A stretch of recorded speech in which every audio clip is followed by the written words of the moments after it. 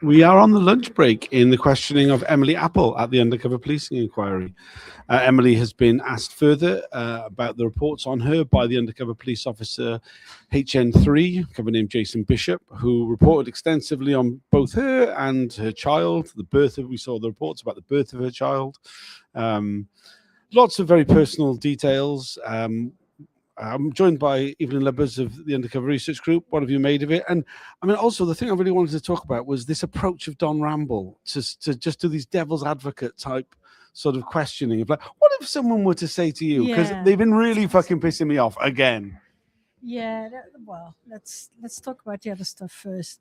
I think it was like really abhorrent to see how just 2 weeks after her child was born, he was like, he was in a report by Jason Bishop, his name when he was born, and it's like, what does that add to the general intelligence situation? Yes, you would like to go like almost like sort of.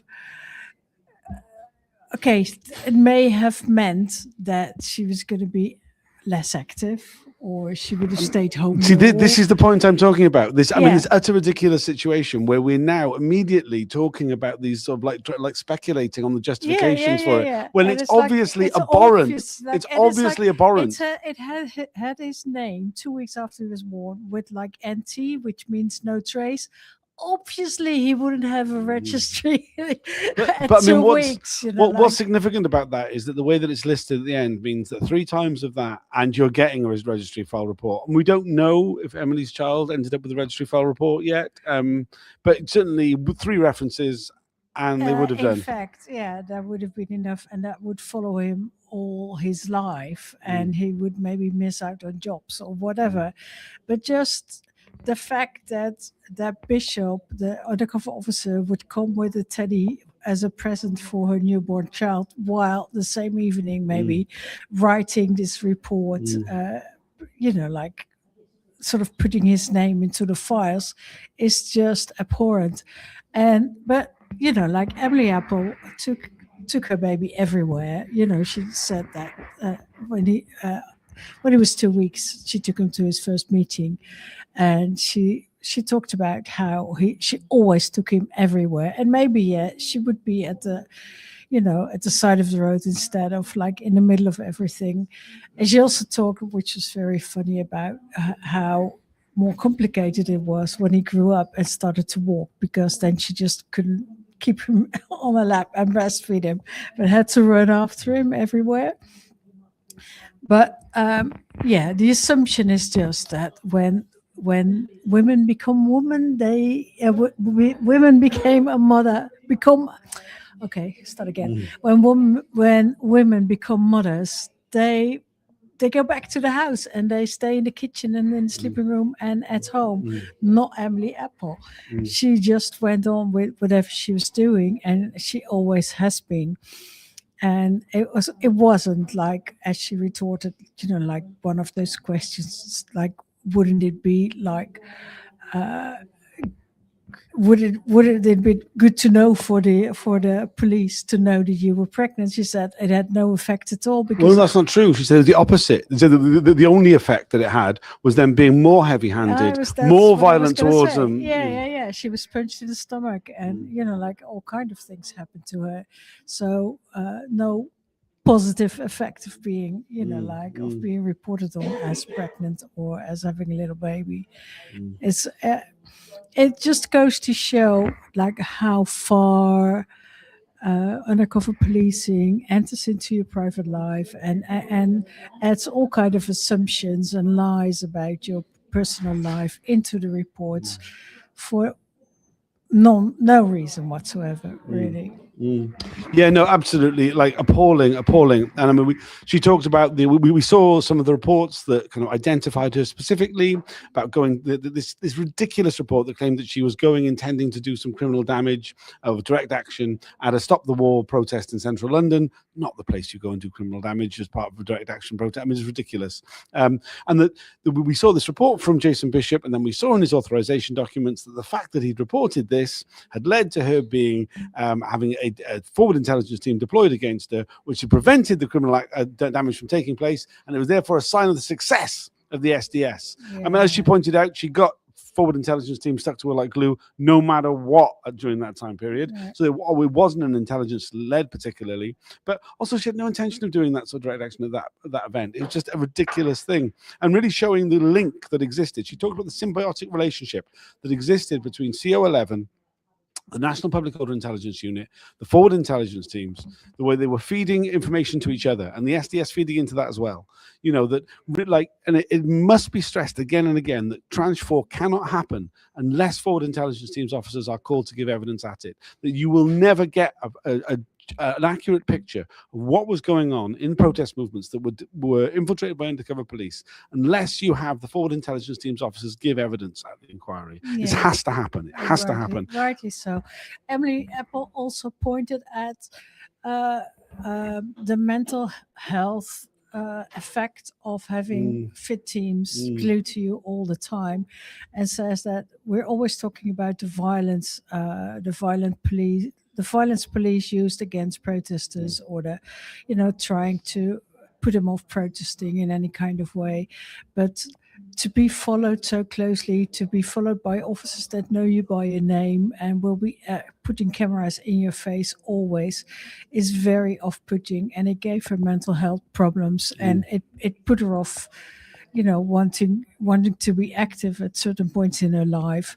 And this is an effect, like mental health. It's apart from having these undercover officers in your life that report on your newborn baby, there's all kind of, it all piles up.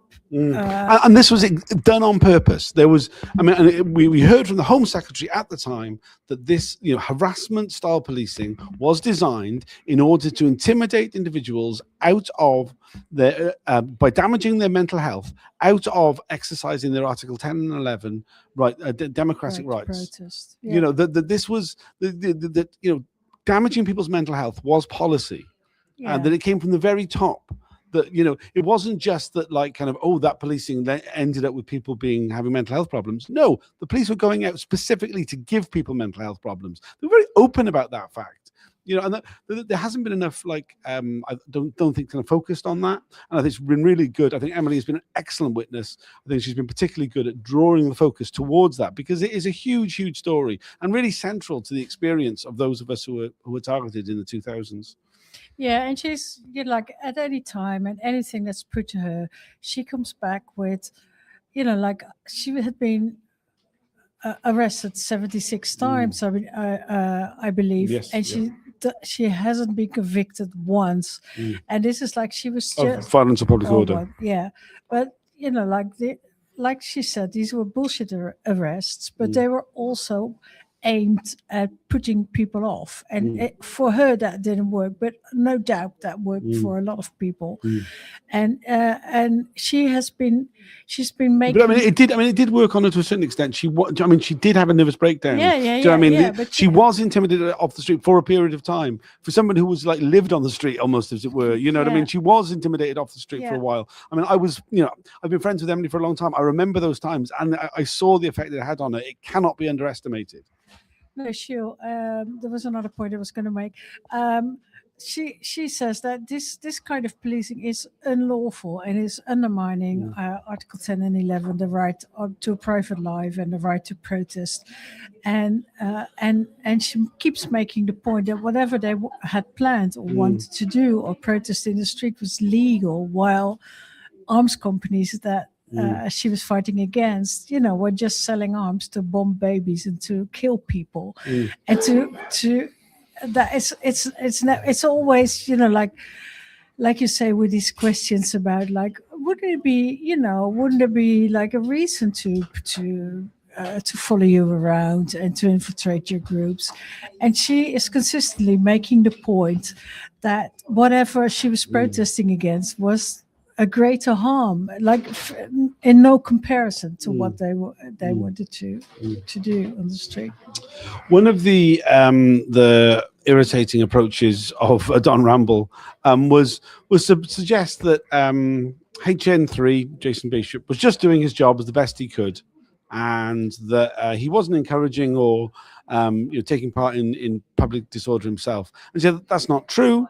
Not only was he not just doing the job as best he could, he was misrepresenting, he was encouraging, he was exaggerating, but also he did take part in covert actions. He did take part in doing criminal damage. And in order for her to be asked questions about that, we went into a closed session of the hearing. The feed was switched off. I would say it was about a period of about 15 minutes where we had questions which now, I just want to address this. In the past, I have reported during these sections where the broadcast is suspended. Information within that period is subject to restriction, and I can't report on them. I'm very aware of what that information is and what that information isn't. In the past, I would weave my way through what was being said and report on it anyway. However, given the relationship that has developed between myself and the inquiry legal team, and the fact that I have had a member of the inquiry legal team pointedly tell me, you shouldn't be reporting anything when the YouTube is suspended, I have not reported anything during that 15-minute period. Very frustrating. I would say to other people who were in the room or following on the webinar, you are not bound by that in the same way that I appear to be because of the relationship that's developed. What I will say about it is that it was very, very, very credible that what Emily had to say about the role of HN3. I think he's got a lot of questions to answer about those matters. Very frustratingly, this is taking place after he has appeared at the inquiry, which is a ridiculous situation. There's a reason why civilian witnesses are questioned before the undercover officer. It's to gather the information required in order for those questions to be put to them.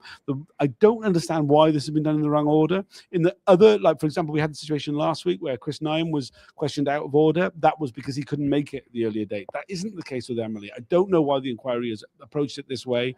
It's no way to run a public inquiry. I'll say no more on those matters. No, and also to add to that, like her statement and her exhibits have been put online like so late. They've been ready forever, and it's like it's impossible to really understand what's going on without reading her statement, and people have just not been able to do that just because the inquiry is so late with everything and so behind, and they just, like I don't even know when they put a Jason Bishop's statement, but it's like this is not a public inquiry. They're late, they're behind with everything.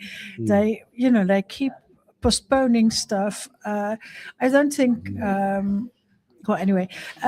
No, so it's making it really impossible. It's difficult enough as it is. To follow all these complicated procedures.